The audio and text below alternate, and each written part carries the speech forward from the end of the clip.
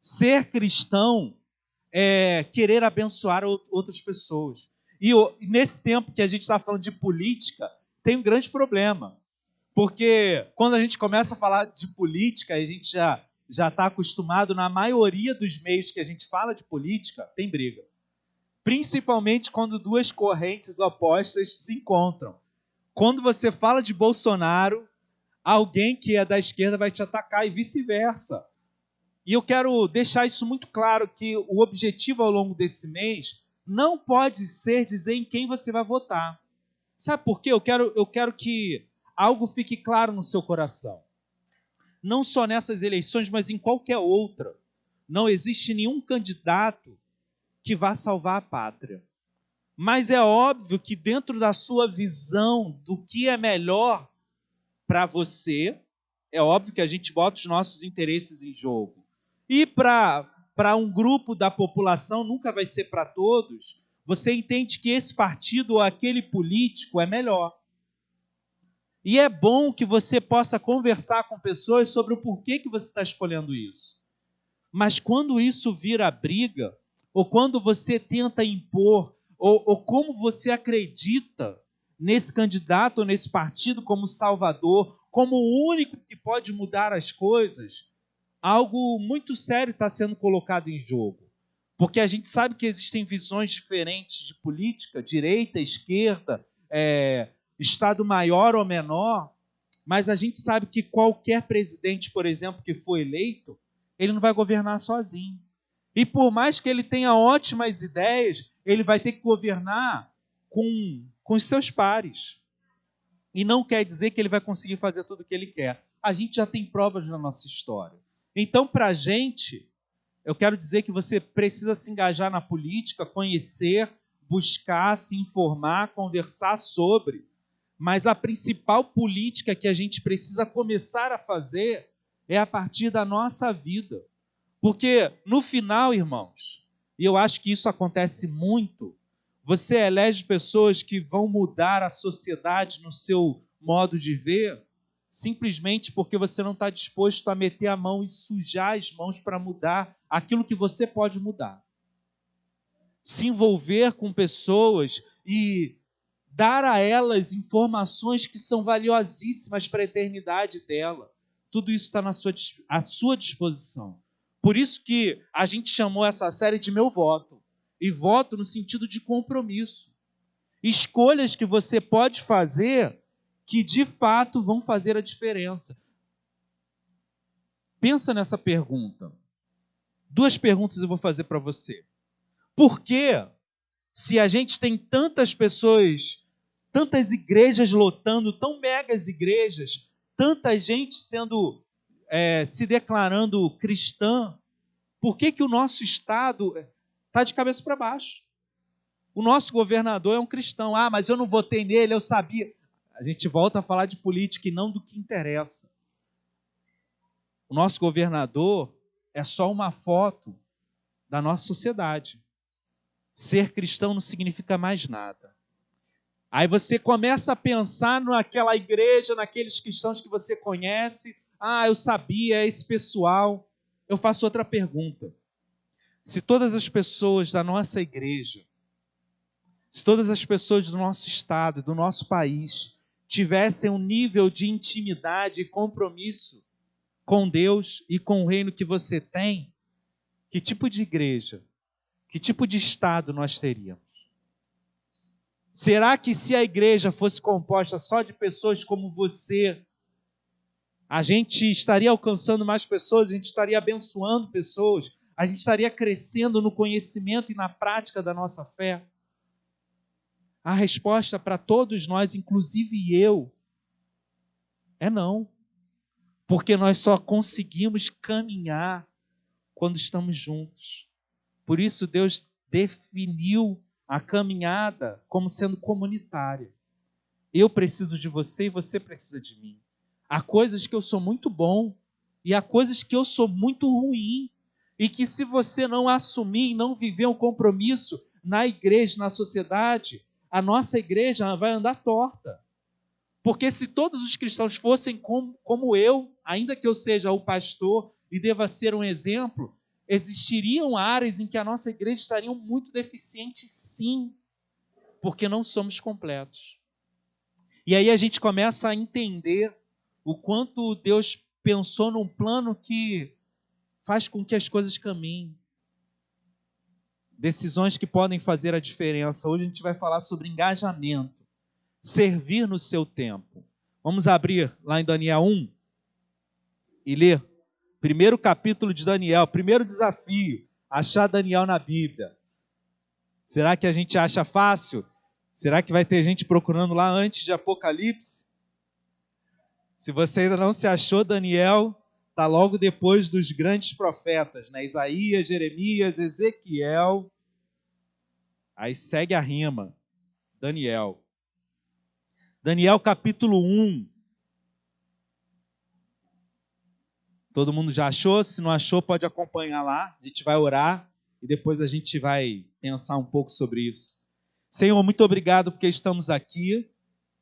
É muito bom poder abrir a Tua palavra, o quanto isso anima o meu coração, o quanto o Senhor sabe que, para mim, é demonstrar amor, é me entregar ao melhor serviço que eu posso fazer, é parar, abrir a Tua palavra, pensar sobre ela, fazer outros pensar e fazer com que esses pensamentos nos levem à ação, nos levem a ouvir a Tua voz agora aqui, porque o Senhor se faz presente. Em nome de Jesus, Pai, abre os nossos ouvidos para ouvir aquilo que o Senhor quer hoje e faz com que essas coisas nos movam. Em nome de Jesus, amém. Vamos lá? Vou ler e peço que você acompanhe prestando toda atenção. Como é uma história, a nossa ideia hoje é acompanhar a história mesmo. E se focar em algumas ações que Daniel vai ter nesse capítulo. Diz assim: no ano 3º do reinado de Joaquim, rei de Judá, veio Nabucodonosor, rei da Babilônia, a Jerusalém e a sitiou. O Senhor lhe entregou nas mãos a Joaquim, rei de Judá, e alguns dos utensílios da casa de Deus. A estes levou-os para a terra de Siná, para a casa do seu Deus, e os pôs na casa do tesouro de seu Deus. Disse o rei a Aspenaz, chefe dos eunucos, que trouxesse algum dos filhos de Israel, tanto da linhagem real como dos nobres, jovens sem nenhum defeito, de boa aparência, instruídos em toda a sabedoria, doutos em ciência, versados no conhecimento, e que fossem competentes para assistirem no palácio do rei e lhes ensinasse a cultura e a língua dos caldeus. Determinou-lhes o rei a ração diária das finas iguarias da mesa real e do vinho que ele bebia, e que assim fossem mantidos por 3 anos, ao cabo dos quais assistiriam diante do rei. Entre eles se achavam dos filhos de Judá, Daniel, Ananias, Misael e Azarias. O chefe dos eunucos lhes pôs outros nomes, a saber, a Daniel, o de Beltesazar, a Ananias, o de Sadraque, a Misael, o de Mesaque, e a Azarias, o de Abidnego. Resolveu Daniel firmemente não contaminar-se com as finas iguarias do rei, nem com o vinho que ele bebia. Então pediu ao chefe dos eunucos que lhe permitisse não contaminar-se. Ora, Deus concedeu a Daniel misericórdia e compreensão da parte do chefe dos eunucos. Disse o chefe dos eunucos a Daniel: tenho medo do meu senhor, o rei, que determinou a vossa comida e a vossa bebida. Por que, pois, veria ele o vosso rosto mais abatido do que os dos outros jovens da vossa idade? Assim, poríeis em perigo a minha cabeça para com o rei. Então disse Daniel ao cozinheiro-chefe, a quem o chefe dos eunucos havia encarregado de cuidar de Daniel, Ananias, Misael e Azarias: experimenta, peço-te, os teus servos 10 dias, e que se nos deem legumes a comer e água a beber. Então se veja diante de ti a nossa aparência, e a dos jovens que comem das finas iguarias do rei. E segundo vires, age com os teus servos. Ele atendeu e experimentou 10 dias. No fim dos 10 dias, a sua aparência era melhor. Estavam eles mais robustos do que todos os jovens que comiam das finas iguarias do rei. Com isso, o cozinheiro-chefe tirou deles as finas iguarias e o vinho que deviam beber e lhes dava legumes. Ora, a estes 4 jovens, Deus deu o conhecimento e a inteligência em toda a cultura e sabedoria. Mas a Daniel deu inteligência de todas as visões e sonhos. Vencido o tempo determinado pelo rei para que os trouxessem, o chefe dos eunucos os trouxe à presença de Nabucodonosor. Então o rei falou com eles, e entre todos não foram achados outros como Daniel, Ananias, Misael e Azarias. Por isso passaram a assistir diante do rei. Em toda a matéria de sabedoria e de inteligência, sobre que o rei lhes fez perguntas, os achou 10 vezes mais doutos do que todos os magos e encantadores que havia em todo o seu reino. Daniel continuou até ao 1º ano do rei Sírio. Amém. Engraçado a gente pensar na situação, porque a gente fala muito sobre a história de Daniel, todos nós conhecemos, mas eu gosto sempre de tentar situar a história no ambiente que está ao redor da história. Então, o primeiro verso, primeiro e segundo principalmente, vão ambientar a gente. Daniel era escravo. Ele vivia muito bem em Jerusalém. Como disse, ou ele era da família real ou era um nobre. Era um jovem com sonhos. Só para você ter uma ideia, provavelmente ele foi deportado como um adolescente. Não devia ter mais do que 15 a 18 anos. E diante disso tudo, o seu mundo foi arrancado dele. E ele foi levado para o país que destruiu o seu mundo para servir. O que você faria numa situação dessa? A gente pensa um pouco sobre a nossa vida, né? Como a gente se vitimiza. Como a gente olha ao nosso redor e pensa nas situações que a gente vive e se lamenta, e se lamuria, e pensa como Deus não nos favorece. Eu acho que começar esse mês pensando um pouco sobre o que aconteceu com Daniel é pensar um pouco sobre a nossa vida. Eu acho legal que a introdução da Bíblia à Mensagem, ela traz uma explicação sobre um pouquinho do que estava acontecendo, mas nos convida também a pensar um pouco sobre a nossa situação. Ela diz assim: a obediência a Deus sob as pressões e tensões da vida diária e a confiança nos caminhos divinos nos períodos gerais da história sempre estão em risco, mas especialmente em épocas de sofrimento e perseguição. A confiança em Deus e a obediência vai estar sempre em risco, mas quando as coisas apertam, isso se torna ainda pior. E diz assim: a obediência a Deus é difícil quando por pura sobrevivência somos encurralados e pressionados a nos adaptar a uma cultura diferente a Ele. E é verdade, a gente sente isso no dia a dia.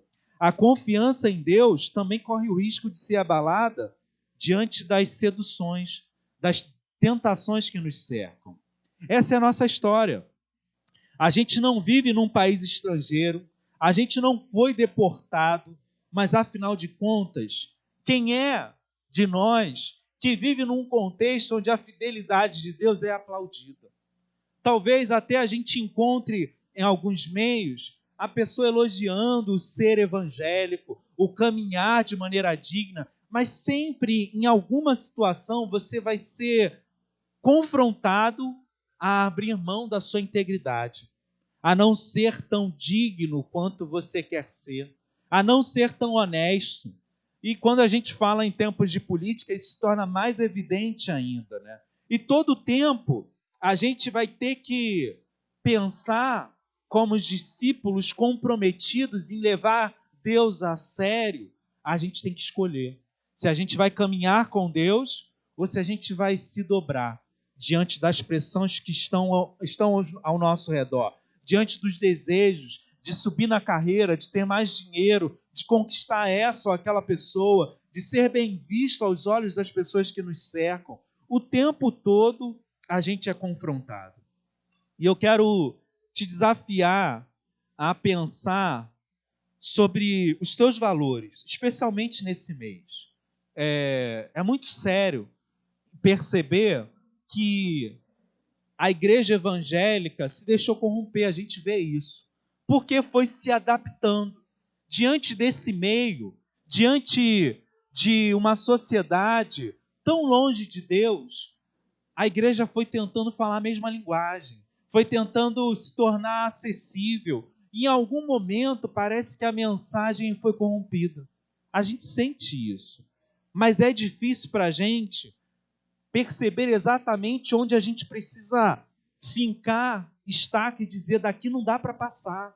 Esse valor aqui é inegociável. Essas coisas aqui eu não posso abrir mão.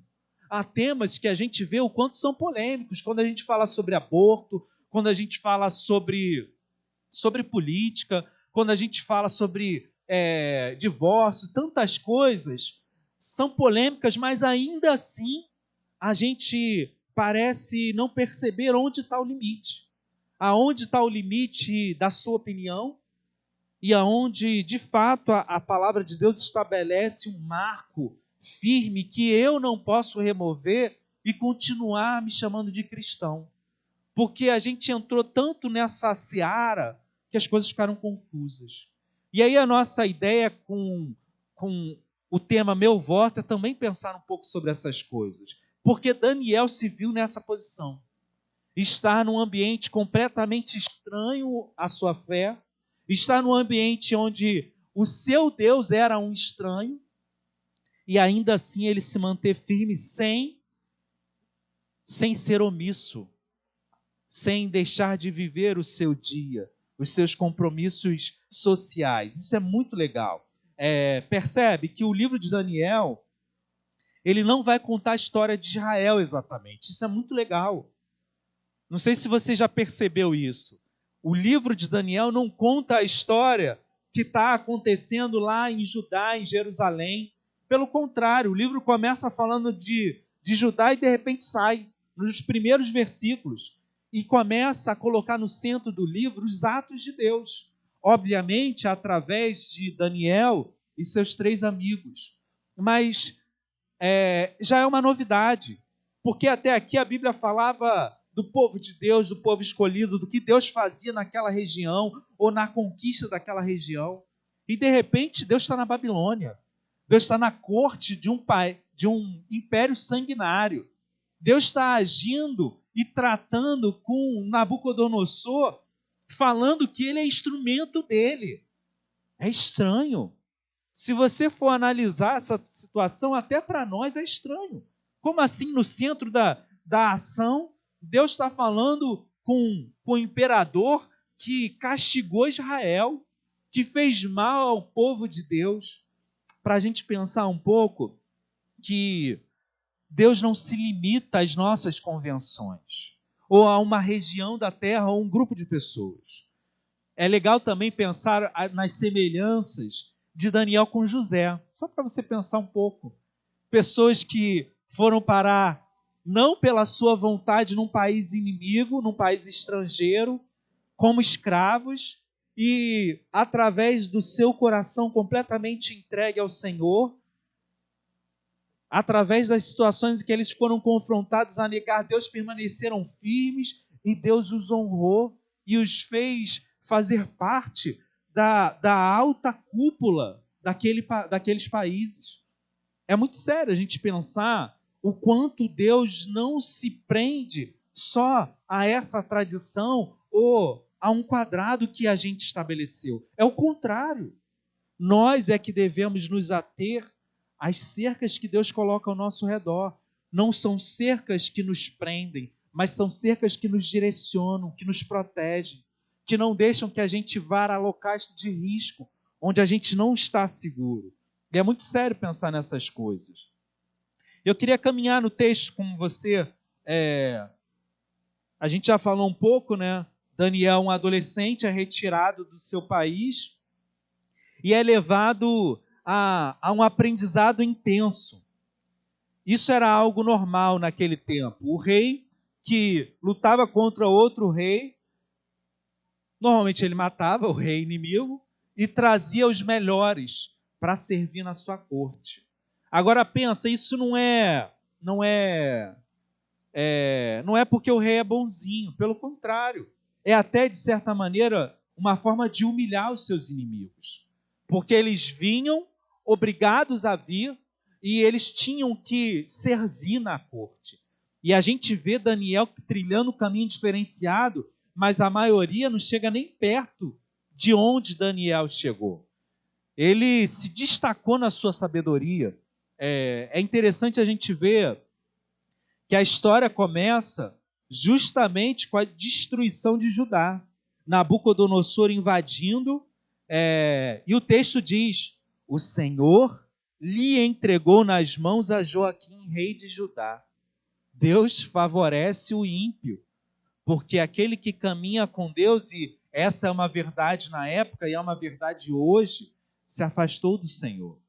Ah, Deus é vingativo, Deus é mau, se a gente sair da linha, ele pega a gente. Não. A gente se coloca em perigo. A gente se afasta da mão protetora de Deus. E muitos dos eventos que nos cercam, os eventos que nos atacam, que nos incomodam, são normalmente Deus agindo na pressão certa que a gente pode suportar para que a gente volte para Ele, para que a gente lembre dEle, para que a gente de alguma maneira perceba e valorize aquilo que é importante, aquilo que é sério, aquilo que não pode ser negociável. É legal, como é interessante, né? Eu estava lendo alguns textos paralelos e eu caí em Jeremias capítulo 24.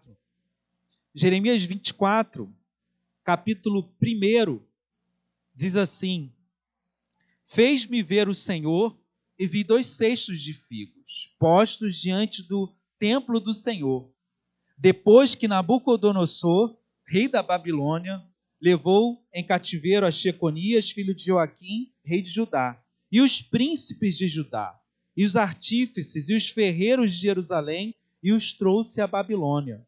Se você for olhar, há uma profecia, Jeremias, já dizendo tanto a profecia quanto o registro do acontecimento, que isso aconteceria, e registrando o que aconteceu, exatamente o que a gente acabou de ler em Daniel, Nabucodonosor invadindo, Deus usando ele e levando as pessoas cativas, né?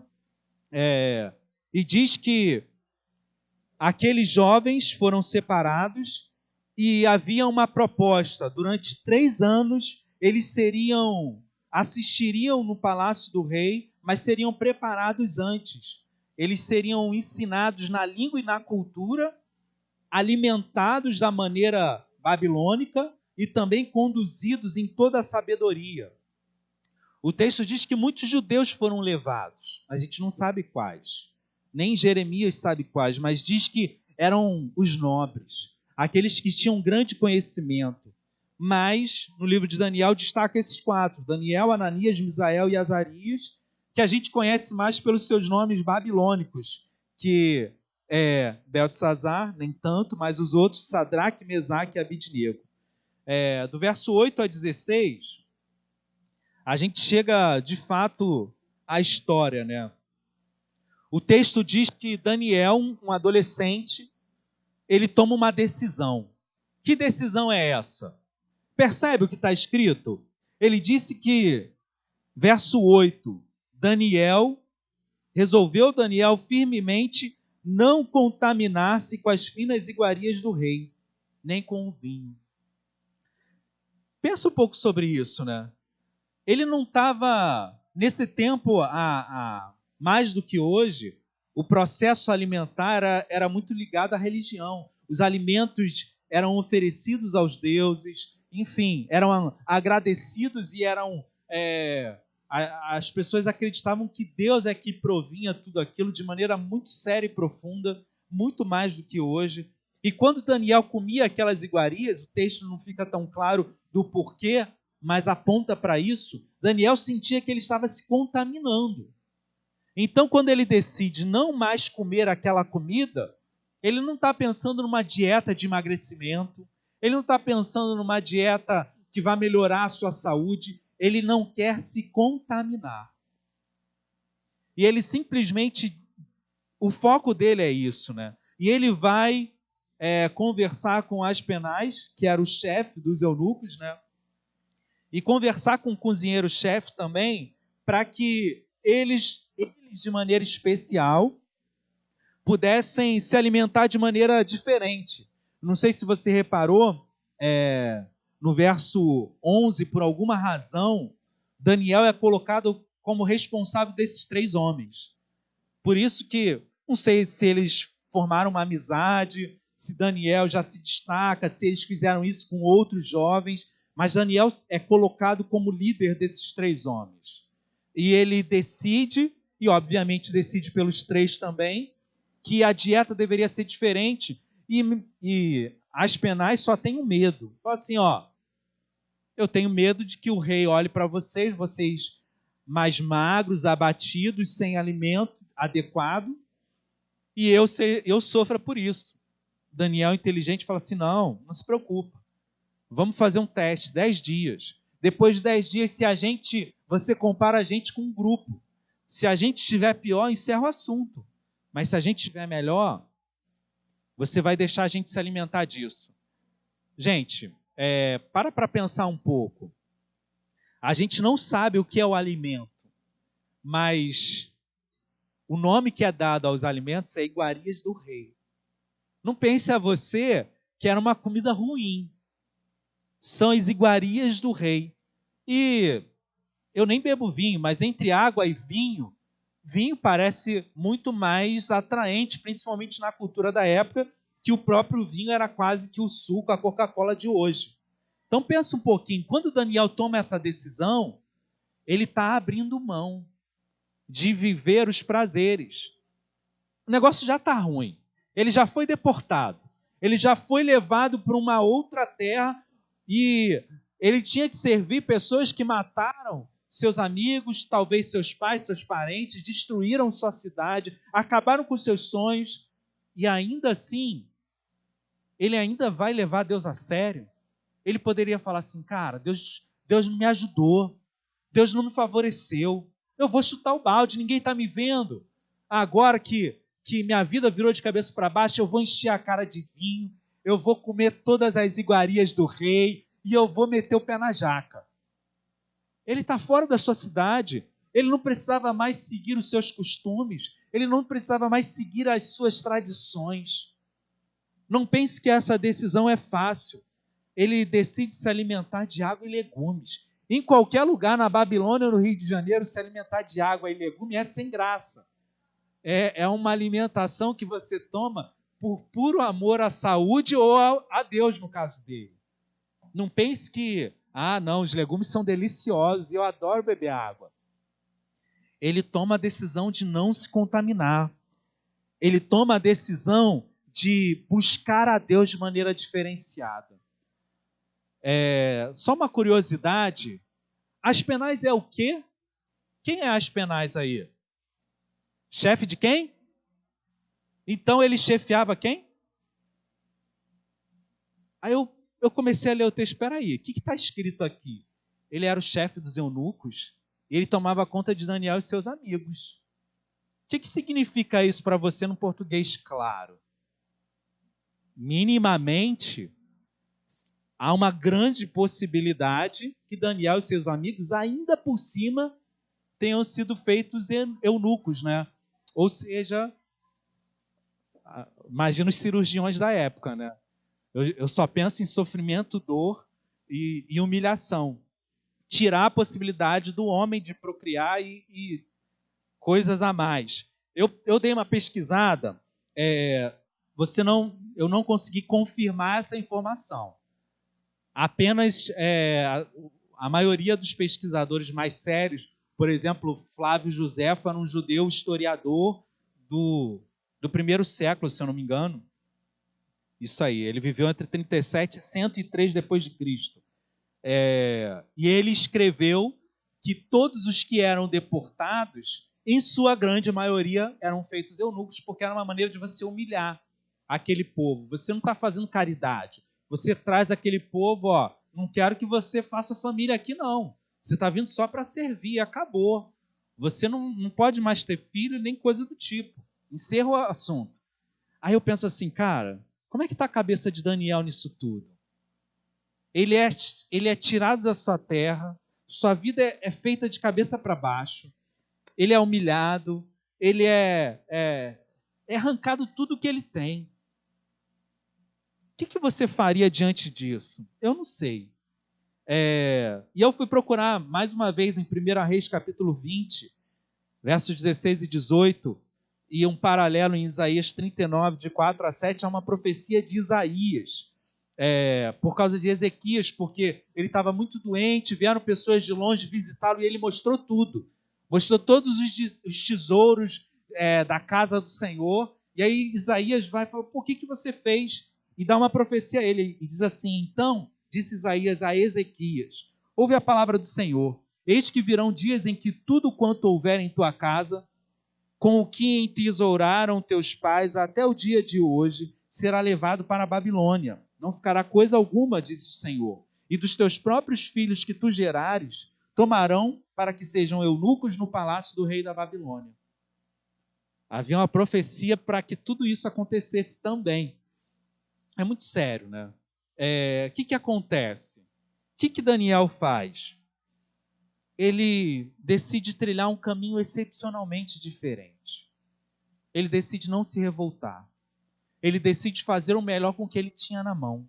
Os versos 17 ao 21 diz que aos 4 jovens, Daniel e seus amigos, ele deu o conhecimento e a inteligência de toda a cultura e a sabedoria. Mas a Daniel, de maneira especial, ele deu a inteligência de visões e sonhos. E é o diferencial também de Daniel e desses 4. O texto informa que Deus está naquele negócio. Deus se envolve com aquelas vidas que decidem levar a sério o caminho dele. Num ambiente de destruição, de opressão, de desesperança, eles escolhem não se deixar levar pela opressão e pela desesperança. Eles escolhem acreditar que Deus não os abandonou, que Deus ainda tinha plano para eles. E é legal pensar nessa história e o quanto essa história tem a ver com a gente. Diz que no final, quando eles são testados, eles são encontrados como pessoas 10 vezes mais inteligentes do que todos os magos e encantadores que haviam em todo o reino. 10 vezes. Eu não sei porque eles chegaram a esse número, vezes 10, mas é uma multiplicação exagerada. Cara, esses caras aí são diferenciados. Algo neles é diferente. Eles eram adolescentes. Depois de 3 anos, deviam ter 20 anos, 22 anos. E o rei, pessoalmente, os examinou, porque eles foram trazidos à presença do rei, que no mínimo deveria ser um cara inteligente, devia ter um mínimo de sabedoria em analisar as pessoas. Falou, esses caras são diferentes. Deus deu a ele algo que não deu para os outros. E a gente percebe o quanto é diferente quando a gente caminha com Deus. Quando a gente deixa Deus guiar o nosso coração e conduzir a nossa vida, apesar da destruição ao nosso redor. Eu fiquei pensando, né? Eles são deportados e pensar um pouco sobre o que essa história diz para a gente hoje, né? Eles foram deportados, provavelmente foram tornados eunucos, perderam tudo o que eles conheciam como vida, os projetos, os seus sonhos são arruinados, e ainda assim eles escolhem viver a partir da realidade que eles tinham diante deles. Eles escolhem viver diante do que eles tinham na mão, se engajando nas questões que estavam ao seu redor. Eu fiquei pensando, você pode pensar aí, eles poderiam, por exemplo, escolher fazer o mínimo. Vamos só comer essas iguarias aqui, vamos estudar um pouquinho para falar a língua deles, e a gente vai servir um vinho, a gente vai fazer umas contas e acabou. Vamos só sobreviver. se entregar ao desânimo, se entregar até a depressão mesmo, falar, olha, não dá, eu vou só levar, deixar o barco correr. Eles, por exemplo, poderiam escolher se lamentar e se vitimizar, reclamar, achar que a vida não prestava e era isso mesmo, deixar o barco correr, de repente começar a adorar os deuses babilônicos. Esses sim são deuses fortes, porque nos destruíram e nos derrotaram. Eles poderiam, talvez, até escolher desobedecer, chutar o balde e morrer. Ah, quer matar? Mata logo. Eu não vou fazer o que vocês querem, desistir da vida. Mas eles fazem a opção de se engajar e servir com excelência. Isso tem a ver com Deus. Isso tem a ver com deixar que Deus faça de você não só alguém que encontra favor para os seus negócios, mas alguém que é um agente ativo na sociedade, que cuida, que abençoa, que fala palavras de sabedoria, que é um farol no meio da escuridão.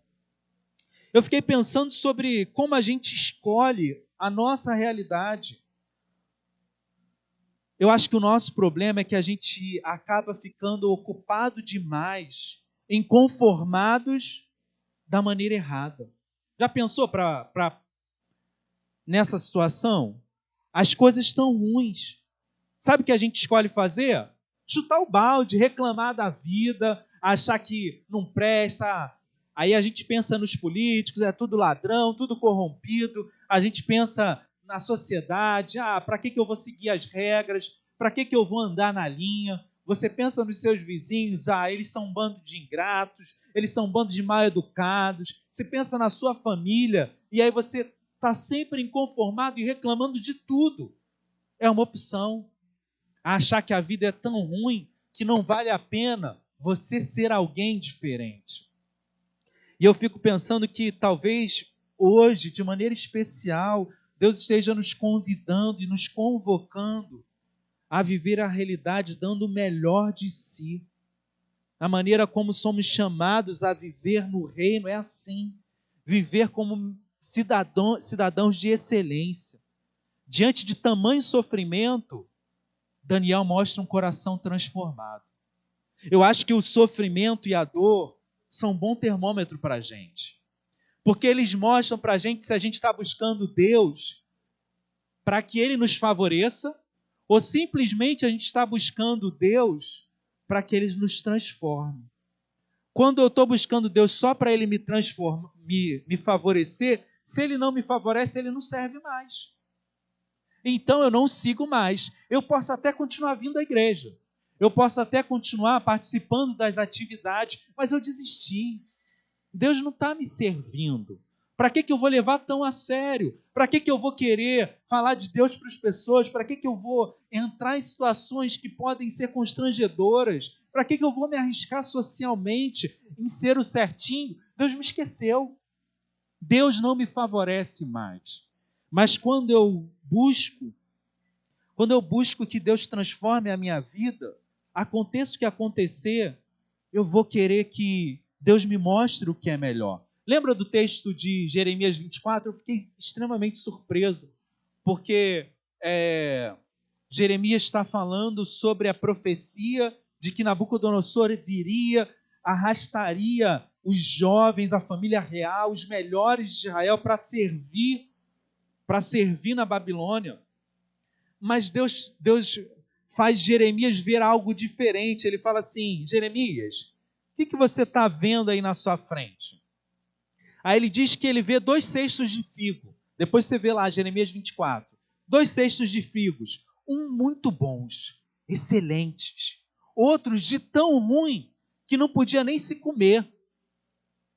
Aí, olha só que coisa surpreendente. Eu faço questão de ler esse pedacinho, porque eu acho que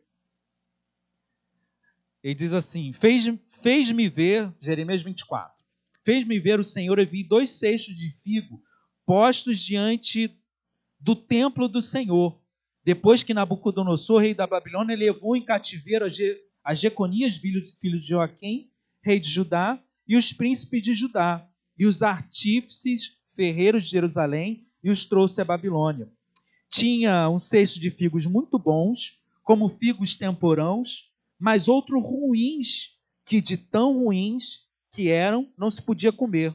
Então me perguntou o Senhor: que vês tu, Jeremias? Respondi: figos, os figos muito bons e os muito ruins, que de ruins que são, não se podem comer.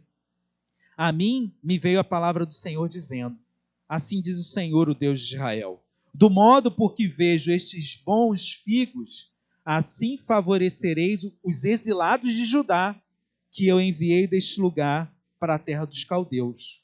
Porei sobre eles favoravelmente os olhos, e os farei voltar para esta terra. Edificá-los-ei e não os destruirei, plantá-los-ei e não os arrancarei. Dar-lhe-eis coração, para que me conheçam, que eu sou o Senhor. Eles serão meu povo e eu serei o seu Deus, porque se voltarão para mim de todo o seu coração. A gente lembra de Daniel. E depois ele fala: como se rejeitam os figos de ruins que são, não se podem comer, assim tratarei a Zedequias, rei de Judá, diz o Senhor, e seus príncipes, todo mundo que ficou. O que Deus está dizendo? Como é que você julgaria? Você tem um grupão, o rei da Babilônia vem, invade e pega um grupo e leva para a Babilônia. E outro deixa. Quem é que foi favorecido? Aqueles que foram levados para serem escravos, serem transformados em eunucos? Ou os que ficaram em Jerusalém? Você pensa assim, sem estudar história, sem se ater a questões menores, bom, quem ficou está melhor. Mas Deus fala: olha só, esquece as suas convenções. Você olha para a sua vida, parece que você é o figo ruim, que foi desfavorecido. E Deus fala: não, quem foi são os figos bons, que eu vou cuidar de maneira diferenciada.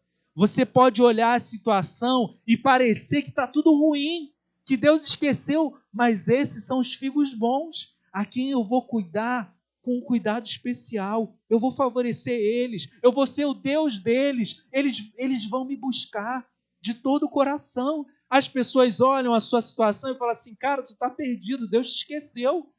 Mas eu estou transformando o seu coração, eu estou conversando com você, eu estou na sua vida, eu estou na jogada. Quanto àqueles que parecem serem aqueles que foram favorecidos, são rejeitados por Deus.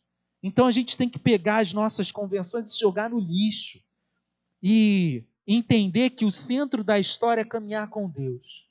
Não é julgar a partir de valores humanos, mas é acreditar que Deus não nos abandonou, que a gente precisa simplesmente olhar ao nosso redor e fazer o melhor possível, porque Deus ainda está nisso. E eu fiquei pensando o quanto a gente se engana com isso e perde o melhor da nossa vida, justamente porque a gente se apega a essas convenções. E aí eu fiquei pensando que o que nos leva a não nos engajarmos, a não nos envolvermos na nossa família, no nosso trabalho, na nossa vizinhança, nas pessoas que Deus tem colocado ao nosso redor, é exatamente achar que a gente está no lugar errado. Não é isso? A gente acha que está no lugar errado. Deus, espera aí, eu não devia estar aqui. A minha vida devia ser outra, eu planejei tudo diferente. Você não ouviu? Eu tenho orado há tanto tempo. Acho que você não ouviu, eu vou falar de novo. E a gente continua insistindo e lutando. E a gente acaba deixando de viver o momento, o agora. A gente não se envolve, não se engaja. E a gente não percebe que a gente já está onde a gente deveria estar. Onde Deus nos colocou. Daniel e seus amigos estavam exatamente no lugar onde eles deveriam estar. E aí, eu acho que a gente esquece de uma verdade que Daniel e seus amigos nos ensinam de uma maneira magistral. Que onde a gente está hoje, com os dons que Deus nos deu, é ali que Deus vai nos abençoar e usar. Independente das circunstâncias, Daniel e seus amigos sabiam que Deus estava conduzindo tudo. Eu só preciso me concentrar em viver o agora, o hoje, da melhor maneira possível. Encerrando, irmãos, eu acho que tudo isso tem a ver com o que a gente chama de evangelho. Como você tem se envolvido na sociedade, na sua família, nas pessoas que te cercam, como você tem se envolvido com a sua igreja. Será que a gente simplesmente está tentando impor situações? Quando a gente pensa na situação política, é só isso? É só tentar convencer as pessoas em relação ao voto? E aí eu fiquei pensando o quanto a nossa identidade deve se centrar em Deus. Jesus nos resgatou da morte para a vida, nos perdoou com preço de sangue e fez com que a sua imagem em nós fosse um farol para uma geração perdida. Nossa missão não é ganhar mais, nossa missão não é ser feliz, nossa missão não é trabalhar menos, nossa missão não é encantar as pessoas, nossa missão não é ter mais e mais. A nossa missão deveria ser outra. Ele nos coloca no mundo para que a gente seja a luz. E sabe o que a gente faz? A luz só pode brilhar na escuridão. E a gente continua reclamando com Deus. Deus, está muito escuro aqui. Não é isso que a gente faz? Senhor, está muito escuro. Senhor, as pessoas que me cercam não te servem. Senhor, a coisa está ruim aqui. Me favorece, muda a situação. Senhor, eu quero pessoas que brilhem mais como eu. Eu quero pessoas que sejam parecidas comigo. Eu quero pessoas que me entendam. Eu quero uma situação onde eu possa andar em linha reta. E Deus fala, não. Eu te fiz de maneira especial. Eu te fiz justamente para estar onde você está. E estando onde você está, sendo quem você é, faça uma grande diferença. Essa é a história de Daniel e seus amigos. Isso é o Evangelho. Jesus, como grande exemplo, veio, se despiu da sua glória, se humilhou e veio para um mundo caído para dizer o quanto havia uma história diferente a ser contada. Será que a gente consegue enxergar com os olhos de Deus? Será que a gente consegue acreditar de novo que, mesmo sendo deportado, estando num lugar estranho, onde as pessoas não servem a Deus como a gente gostaria, há uma história diferente a ser contada? É exatamente aí que Deus quer agir. Só o Evangelho pode trazer essa liberdade real para que a gente viva no meio da escuridão sendo luz, para que a gente viva no meio das pessoas sendo sal, dando sabor à vida delas. Não trocando, a gente quer trocar. Eu dou, mas você me devolve. Eu quero estar no lugar onde as pessoas vão ser boas comigo, mas sendo luz e encontrando nisso a razão da sua vida. Daniel e seus amigos não alcançaram um posto de excelência à toa. Antes disso, eles abriram mão de tudo. Eles se renderam ao Senhor. Eu quero te desafiar, e a gente encerra o nosso sermão hoje, pensando nisso. Nosso desafio: pare de reclamar e procure oportunidades. Gaste alguns minutos do seu dia para pensar nas situações que você viveu ou que você vai viver. E pense, pergunte a Deus quais são as oportunidades que você não tem visto. No meio dessa tragédia, aonde Deus está te enviando, a quem Deus quer que você fale. E envolva-se, faça parte, assuma esse compromisso de se engajar. Existem pessoas aqui na igreja que precisam da sua oração, do seu cuidado, da sua palavra, da sua presença. Existem pessoas na sua família que precisam disso. Existem vizinhos, existem colegas de trabalho. E por onde você for, vão existir pessoas em que a luz que há em você vão ser luz que ilumina a escuridão. Que a gente ame isso, que a gente queira viver essas coisas.